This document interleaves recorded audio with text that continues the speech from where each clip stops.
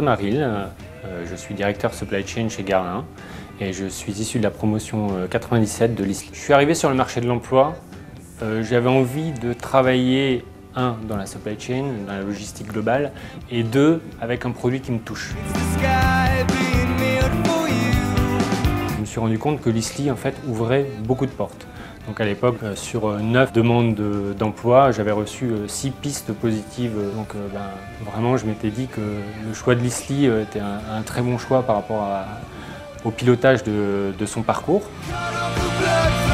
Le métier de supply chain manager, pour moi, je vois ça un petit peu comme un marionnettiste. On gère de façon complètement transverse et de façon globale, dans le cadre de l'entreprise, mais également à l'international, toutes les problématiques. Les qualités pour gérer au mieux cette transversalité, c'est le relationnel. Il y a aussi toute une dimension management qui est vraiment intéressante. Donc, dans le monde du luxe, il y a une dizaine d'années, on ne parlait pas de supply chain, ça s'appelait logistique. Et quand on entendait logistique, on parlait transport, on parlait distribution.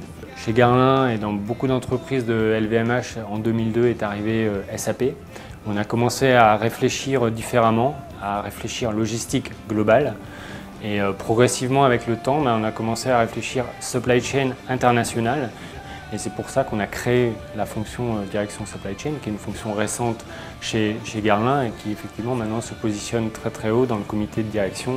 Mais clairement, on est dans une logique où tout ce qui est ingénieur supply chain est le bienvenu. Et dans le cadre de mon équipe, en l'occurrence, il s'avère que 2 récentes embauches proviennent de cette filière ISLI, puisque un de mes collaborateurs proches a fait l'ISLI voilà quelques années, et puis on intègre un master en alternance là depuis 2-3 mois.